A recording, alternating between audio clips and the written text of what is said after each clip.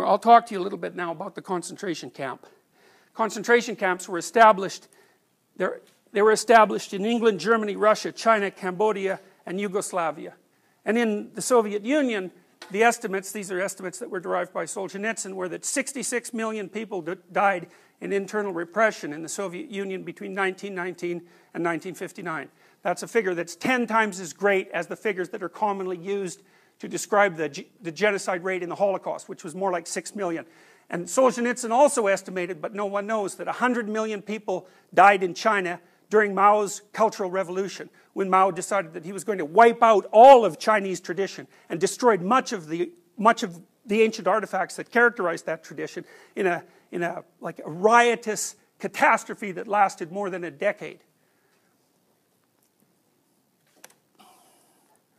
Solzhenitsyn says, the imagination and strength, spiritual strength of Shakespeare's evildoers stopped short at a dozen corpses because they had no ideology. Ideology. That's what gives evil doing its long-sought justification and gives the evildoer the necessary steadfastness and determination. That's the social theory which helps to make his acts seem good instead of bad in his own eyes and others. This was how the agents of the Inquisition fortified their wills, by invoking Christianity. The conqueror of foreign lands by extolling the grandeur of their motherland. The colonizers by civilization. The Nazis by race. And the Jacobins, early and late, by equality, brotherhood, and the happiness of future generations. Without evildoers, there would have been no archipelago. The archipelago, the Gulag archipelago, is Solzhenitsyn's metaphor for the prison camps, like the prison camps that exist now in North Korea, in which millions of people are starving and dying, for the prison camps that littered the entire Soviet Union. And those cultures became so pathological that in East Germany, for example, before the wall fell down, and East Germany was arguably one of the more civilized parts of the Soviet state, 1 person out of 3 was a government informer. So if you have a family of 5 people, there's a reasonable probability that 2 of them are going to tell a government agent what you say and think. And that was also portrayed as the highest possible moral virtue, because it was much better for you to be an admirable citizen of the state than, say, a loyal daughter. And that's what children were taught in school, that the family was a defunct unit, and that individual relationships were secondary, and that all that mattered was adherence to the dogma that constituted the central axioms of the state. This is Solzhenitsyn's description of how communist ideological uniformity was enforced in the prison camps. An anonymous author is told how executions were carried out at Adak, a camp on the Pechora River. They would take the opposition members with their things out of the camp compound on a prisoner transport at night, and outside the compound stood the small house of the 3rd section. The condemned men were taken into a room one at a time, and there the camp guards sprang on them. Their mouths were stuffed with something soft, and their arms were bound with cords behind their backs. Then they were led out into the courtyard where harnessed carts were waiting. The bound prisoners were piled on the carts, from 5 to 7 at a time, and driven off to the Gorka, the camp cemetery. On arrival, they were tipped into big pits that had already been prepared and buried alive. Not out of brutality. No. It had been ascertained that when dragging and lifting them, it was much easier to cope with living people than with corpses. The work went on for many nights at Adak, and that is how the moral political unity of our party was achieved.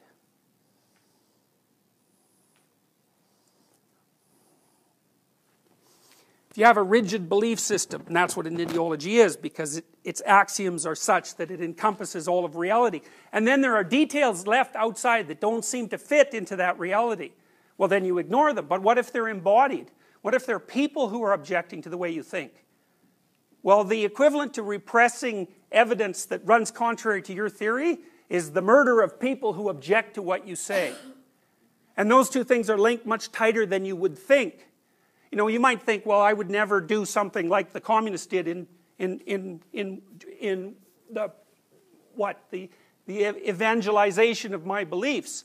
But the truth of the matter is that in general, people will do such things if they're granted the opportunity and provided with the proper apparatus.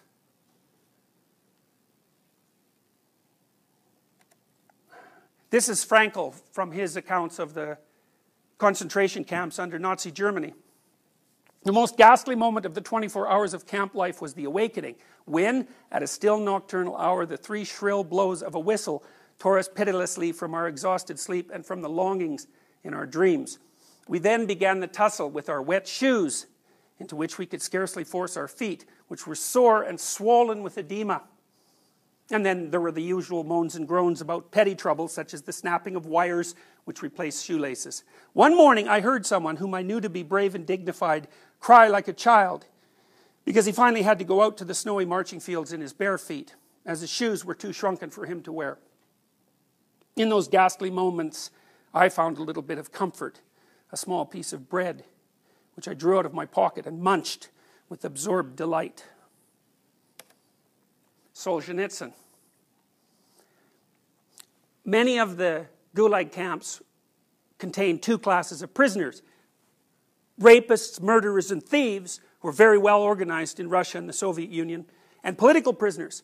And because the Soviets believed that the reason that people were thieves, murderers, and rapists was because of the appalling sociological conditions that they grew up into, they believed they were socially friendly elements who could still be redeemed.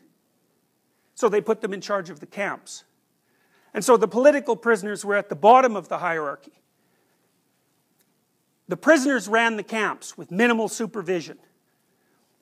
And the camps were often forced labor camps. And forced labor meant do something difficult and pointless until you die. It meant only secondarily produce something of potential value to the state. You saw this with Nazi Germany too. The Nazis, when they started to lose the Second World War, they could have stopped their Holocaust machinations and used the people they had imprisoned to build implements to further the war effort, which they did to some degree, so they could have used them as slaves. So this would be the logic.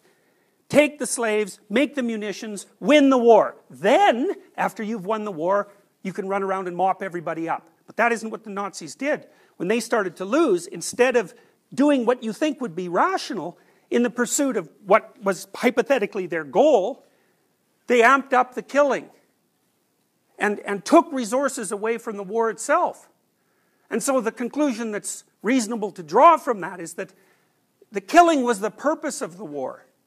All the rest of it was just window dressing. And exactly as Solzhenitsyn described in the earlier quotes that I told you, was that ideology was only there to allow the people who were fundamentally motivated towards genocide and destruction to pretend to themselves that they hadn't become rotten to the absolute core.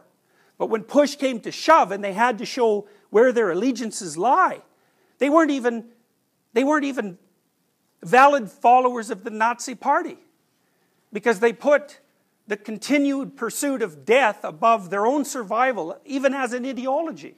And that's how ideology degenerates. And part of the reason for that is that the narrower the box that you stuff yourself into, the weaker your character becomes. Because there's nothing left of you. You're just a shell that has demons in it. But you're still the sort of thing that can suffer. And so if you cram everything you are into a box, a small, tight box, and you get rid of everything that doesn't fit, you get rid of everything in you that makes life bearable. And then life becomes unbearable. And then if life becomes unbearable, well then, of course, you're motivated to do nothing but to take revenge on it. Because why wouldn't you? If all you were doing was suffering stupidly and meaninglessly, how could you possibly show a positive face to yourself and to the rest of humanity? In cold lower than 60 degrees below zero, work days were written off. In other words, on such days, the records showed that the workers had not gone out to work. They were often digging canals on the frozen Siberian prairie by hand. There was one canal, I think it was on the Volga River, but I can't remember precisely. Stalin killed 300,000 people in a single winter, digging it by hand. And when it was done, it was so shallow that no ships could use it. The record showed that the workers had not gone out to work, but they chased them out anyway, and whatever they squeezed out of them on those days was added to the other days, thereby raising the percentages. And the servile medical section wrote off those who froze to death on such cold days on some other basis. And the ones who were left, who could no longer walk, and were straining every sinew to crawl along on all fours on the way back to camp, the convoy simply shot so that they wouldn't escape before they could come back to get them. This is from William Blake. O Rose, thou art sick, the invisible worm that flies in the night, in the howling storm, hath found out thy bed of crimson joy, and his dark secret love does thy life destroy. This is Solzhenitsyn. Fire, fire. The branches crackle and the night wind of late autumn blows the flame of the bonfire back and forth. The compound is dark. I'm alone at the bonfire, and I can bring it still some more carpenter's shavings. This compound here is a privileged one. So privileged that it's almost as if I were out in freedom. This is an island of paradise. This is the Marfino Sharashka, a scientific institute staffed by engineers, staffed with prisoners, in its most privileged period. No one is overseeing me, calling me to a cell, chasing me away from the bonfire. And even then, it is chilly in the penetrating wind. But she, who has already been standing in the wind for hours, her arms straight down, her head drooping, weeping, and then growing numb and still. And then again she begs piteously, "Citizen Chief, please forgive me. I won't do it again." The wind carries her moan to me, just as if she were moaning next to my ear. The Citizen Chief at the gatehouse fires up his stove and does not answer. This was the gatehouse of the camp next door to us, from which workers came into our compound to lay water pipes and repair the old ramshackle seminary building. Across from me, beyond the artfully intertwined, many-stranded barbed wire barricade, and 2 steps away from the gatehouse, beneath a bright lantern, stood the punished girl, head hanging, the wind tugging at her gray work skirt, her feet growing numb from the cold, and a thin scarf over her head. It had been warm during the day when they had been digging a ditch on our territory. And another girl, slipping down into a ravine, had crawled her way to the Vladikino highway and escaped. The guard had bungled. And Moscow city buses ran right along the highway. When they caught on, it was too late to catch her. They raised the alarm. A mean, dark major arrived and shouted that if they failed to catch the girl, the entire camp would be deprived of visits and parcels for a whole month because of her escape. And the women brigadiers went into a rage, and they were all shouting, one of them in particular, who kept viciously rolling her eyes. "Oh, I hope they catch her, the bitch. I hope they take scissors and clip, clip, take off all her hair in front of the lineup." This wasn't something she had thought up herself. This is the way they punished women in the Gulag. But the girl who was now standing outside the gatehouse in the cold had sighed and said instead, "At least she can have a good time out in freedom for all of us." The jailer overheard what she said, and now she was being punished. Everyone else had been taken off to the camp, but she had been set outside there to stand at attention in front of the gatehouse. This had been at 6 p.m., and it was now 11 p.m. She tried to shift from one foot to another, but the guard struck out his head and shouted, "Stand at attention, whore, or it will be worse for you." And now she was not moving, only weeping. "Forgive me, Citizen Chief. Let me into the camp. I won't do it anymore." But even in the camp, no one was about to say to her, "All right, idiot, come on in." The reason they were keeping her out there so long was that the next day was Sunday, and she would not be needed for work. Such a straw blonde, naive, uneducated slip of a girl. She had been imprisoned for some spool of thread. What a dangerous thought you expressed there, little sister. They want to teach you a lesson for the rest of your life. Fire, fire. We fought the war. And we looked into the bonfires to see what kind of victory it would be. The wind wafted a glowing husk from the bonfire. To that flame in you, girl, I promise the whole wide world will read about you. From Milton. This is from Paradise Lost. Milton wrote Paradise Lost just before the rise of the nation states, and Milton also had the intuition that there was something wrong with rationality, and he identified rationality with the mythology of Satan. And in the mythology of Satan, Satan was represented as the highest angel in God's heavenly kingdom. So you can think about that as the highest psychological function, who had rebelled against God and was then cast into hell. And the idea, there's an idea that's being expressed by Milton. He was one of the foremost poetic geniuses of the English language, Milton and Shakespeare. And what Milton was trying to understand was, what is the nature of evil? And his representation gathered up the dreamlike theories of evil that had been collected around all of Western civilization for thousands of years. And his hypothesis was this: evil is the force that believes that its knowledge is complete and that it can do without the transcendent. And as soon as it makes that claim, it instantly exists in a place that's indistinguishable from hell. And it could get out merely by admitting its error, and it will never do that. For whence but from the author of all ill could spring so deep a malice, to confound the race of mankind in one root, and earth with hell to mingle and involve, done all to spite the great Creator. This is from Richard III, Shakespeare. I shall despair, there is no creature loves me, and if I die, no soul will pity me. Nay, wherefore should they, since that I myself find in myself no pity to myself. Solzhenitsyn describes the reactions and actions of Communist Party members who were devoured by the system, because that often happened. The prison system, the Gulag system, was very indiscriminating. You could land there for good reasons or bad, and the bad reasons were probably better, because the punishment was more severe if you were imprisoned for your innocence. And Communist Party members often got vacuumed up, and this was ontologically and existentially intolerable for them, because they'd committed their whole soul to the ideological dogma, and then its tyrannical aspect picked them up and destroyed them like they were worth nothing. To say that things were painful for them is to say almost nothing. They were incapable of assimilating such a blow, such a downfall, and from their own people too, from their own dear party. The typical arrest was, you're at home with your family, in your bed, and it's 3 o'clock in the morning. And the door's kicked down, and they take you out of your bed in whatever you happen to be wearing, and they tell you to say goodbye to your family and give you like 25 seconds to pack, and then you're gone, and no one sees you again. They take you to the prison, they take off all your clothes, they shave your head, they have you pick out some random clothes from a pile of clothes, hopefully they don't fit, and then you're tried, you confess, if you will, and you're off to the prison camp. To say that things were painful for them is to say almost nothing. They were incapable of assimilating such a blow, such a downfall, and from their own people too, from their own dear party, and from all appearances for nothing at all.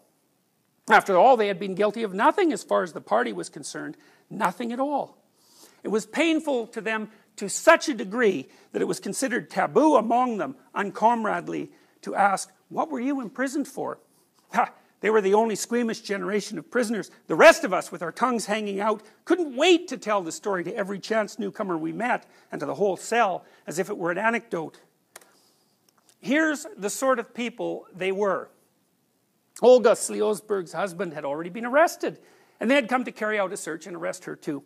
The search lasted 4 hours, and she spent those 4 hours sorting out the minutes of the Congress of the bristle and brush industry, of which she had been the secretary until the previous day.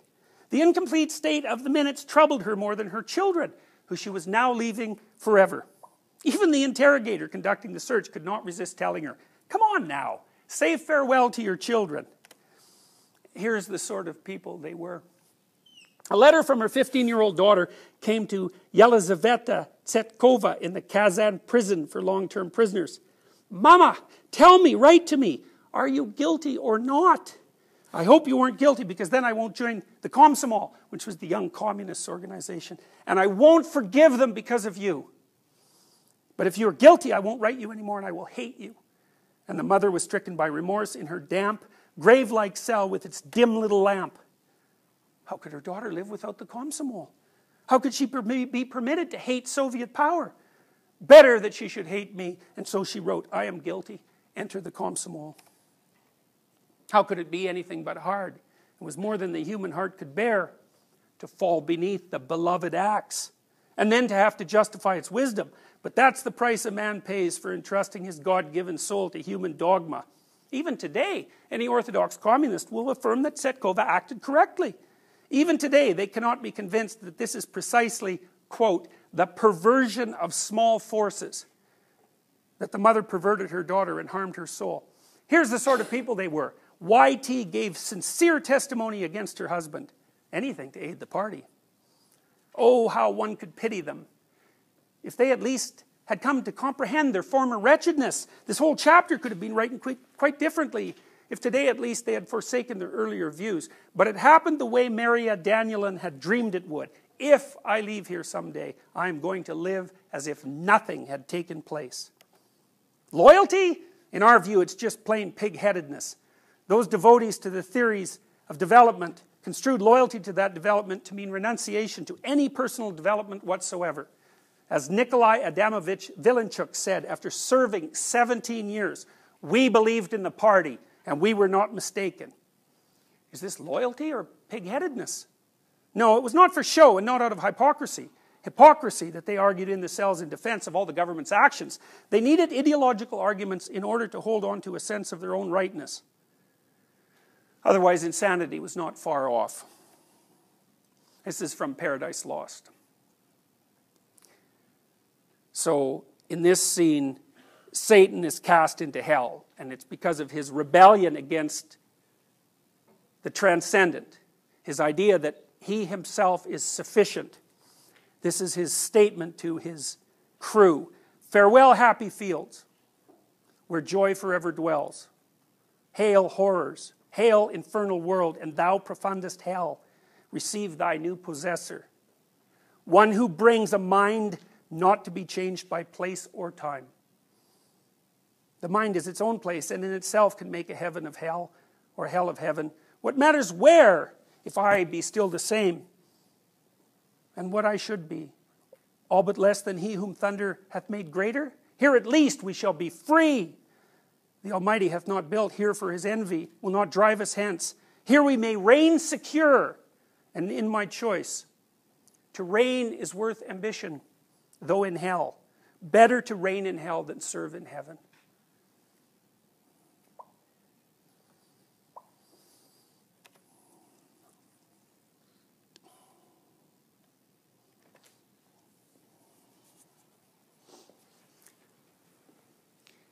The existentialists of the late 19th century attempted to diagnose the pathology of the human personality at a deeper level, I believe, than anyone else had ever attempted. And their fundamental conclusion was that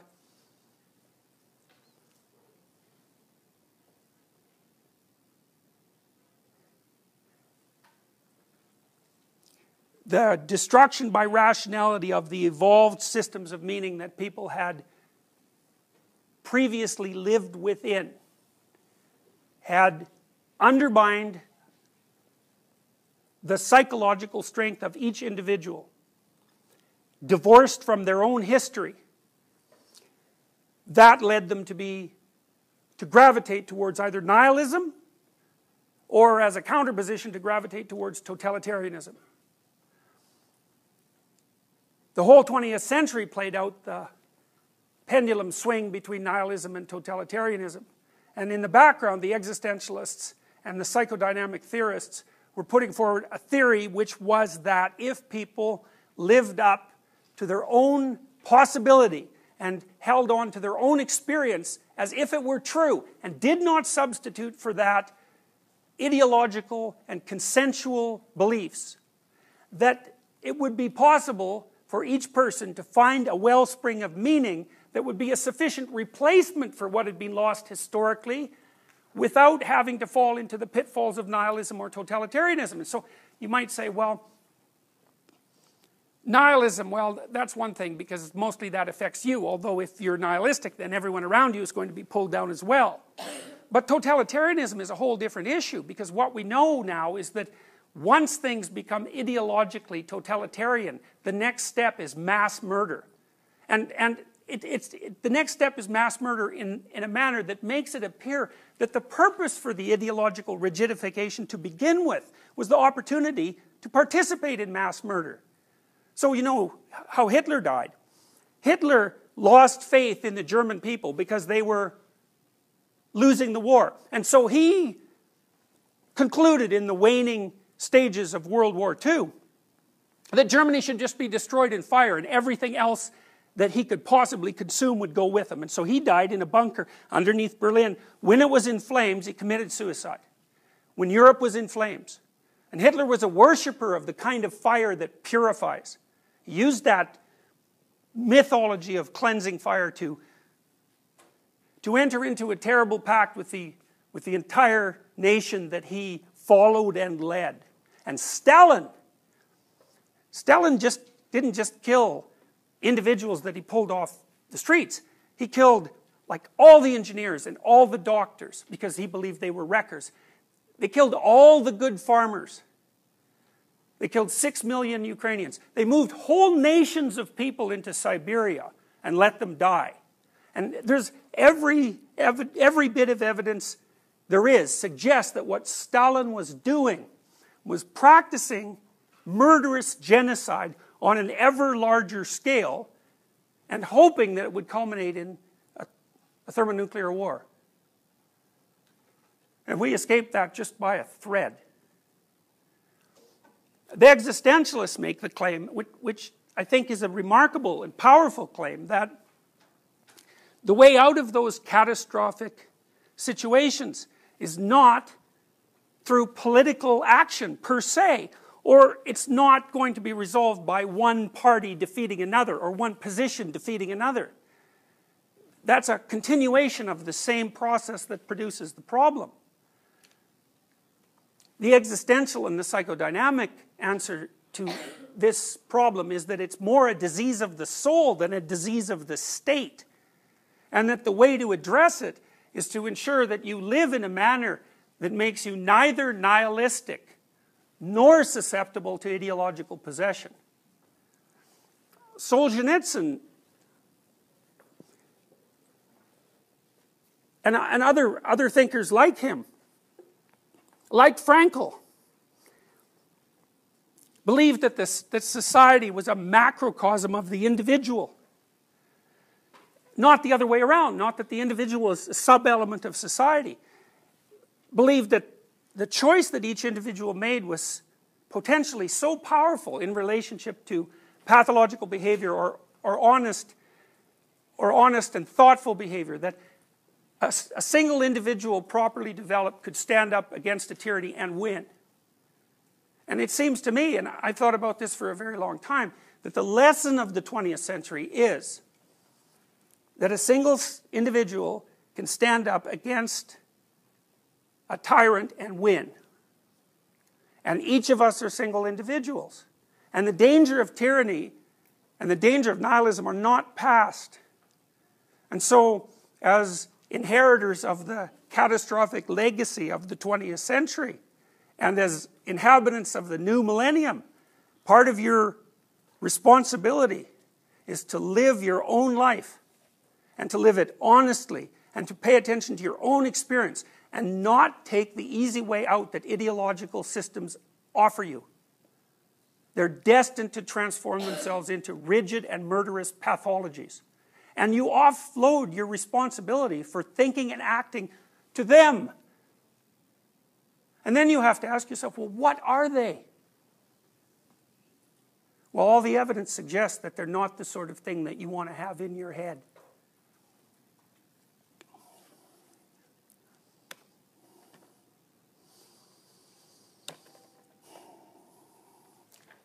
The grades are up. We'll see you on Tuesday.